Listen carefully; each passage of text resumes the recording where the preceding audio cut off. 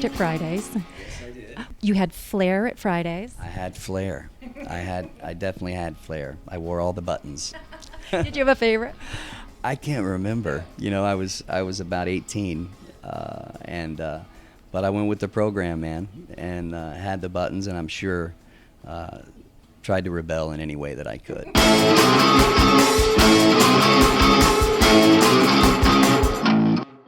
Hi, everyone. I'm Kimberly Austin. Welcome to Rock Book Show, and I'm very pleased to have joining me today Scott Stapp. Scott, nice to meet you. Nice to meet you, too. Good to be here. Thank you so much. And thank you for letting me come up and enjoy this space with you. Oh, no problem. No problem. Anything for Rock Book. Oh, you're very sweet. Well, thank you for writing your book. It's called Sinner's Creed. Scott, why was now the right time to write this book?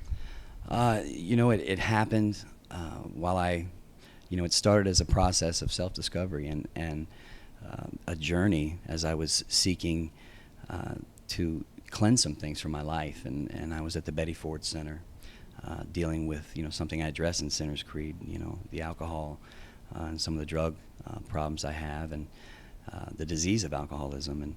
And in learning more about myself, I was challenged there to spend time, in my room when I had time to write out my life and just lay it all out there just for me. And as that process started, I started remembering more and just continued to write and purge this and try to learn, how I was affected by this and deal with things that I'd been numbing.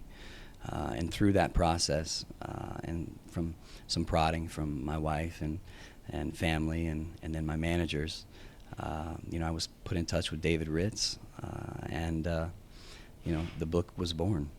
But this is really your voice. You hear that coming through. As I mentioned, the honesty in this book. Is there a moment that when you're writing that you go, this is just too much? I don't know if I want to put this out there.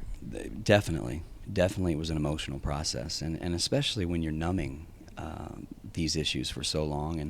And as I talk about in Sinner's Creed, the abuse as a child from my stepfather, and I had buried that, I kind of learned to bury that every 24 hours.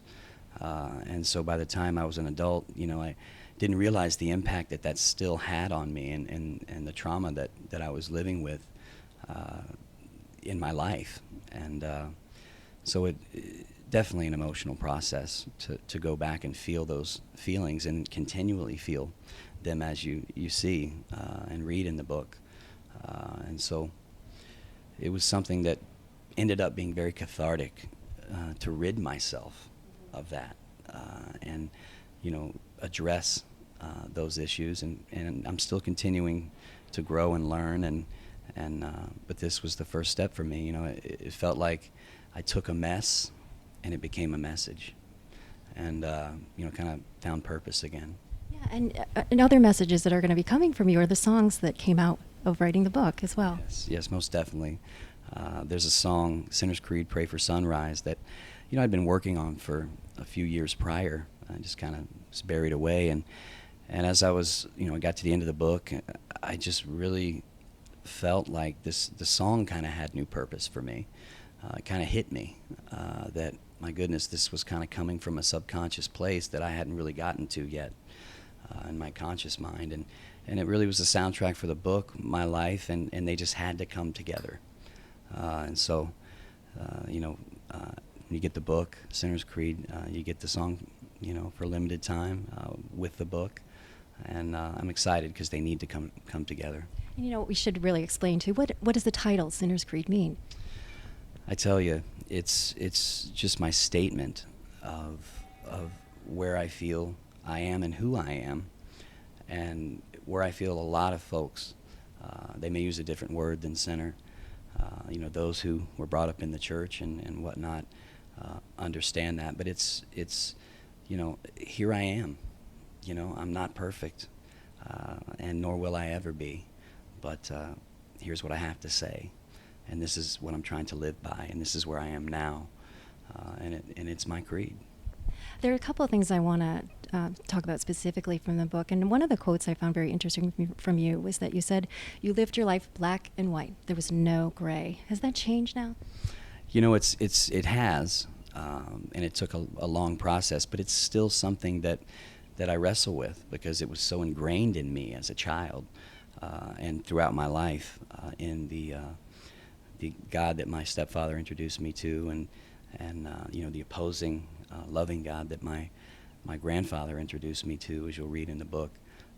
And so everything was black and white, right and wrong, and that struggle every day really impacted me. And I'm in the process continually of finding the middle and staying balanced. I lived a life of extremes, and it's clear in everything that's been public over the last 10 years with Creed, and then the exact opposite. And I found that in my personality as well because of that black and white, and so it's some reprogramming in my brain, and it just takes some time, but I'm beginning to find the middle. And is this one of the first times that you really talked about your depression? Most definitely. There's a lot of first times with this book, but that's something that I was embarrassed of, and felt like I didn't want to share, just like the childhood abuse and some of the other issues. You just want to put that away because of fear and judgment. And I had felt so judged for my inadequacies as a child, and how that was handled, and then that carried on unexpectedly in my professional career. And a major depression hit me in 1997, right when Creed was breaking. And I didn't know how to handle it. I didn't know what to do. And alcohol became a way to temporarily help me get through that. But it led to some dark places. And, I'm just happy that I'm able to treat that today and understand it and, handle it as something that's just part of me. It doesn't mean there's something wrong with me. It doesn't mean I'm mentally disturbed or whatnot. It's just it's a sickness, and thank God we have modern medicine that can help get us through those times, and faith.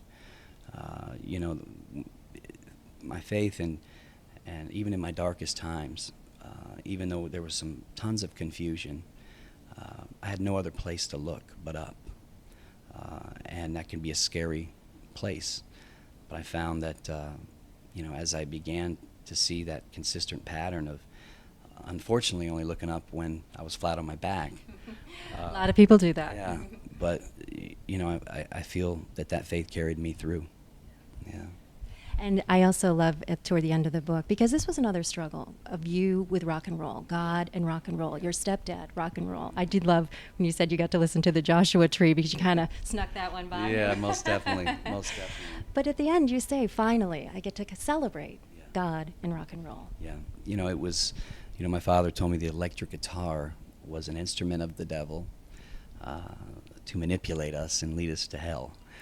And when I got older and began to see the conflicts in what I was reading and feeling and what he was saying, I ran to the exact opposite. I wanted to just put all that away and have a new life.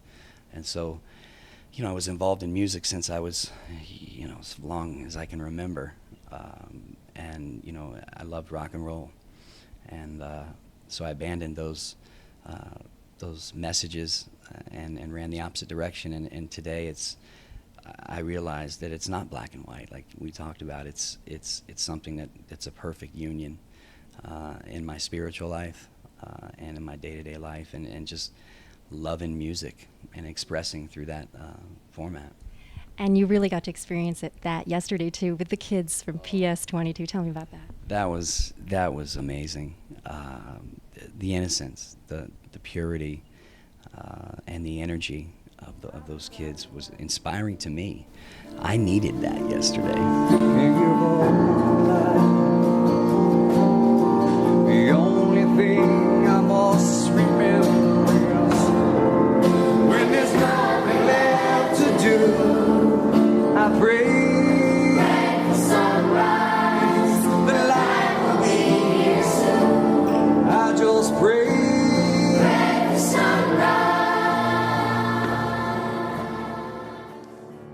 I needed that lift, and just interacting with them, and also relating to these kids, because if a music teacher didn't pull me out of the principal's office when I was in second or third grade and get me involved in the chorus at school, I was headed straight for juvie.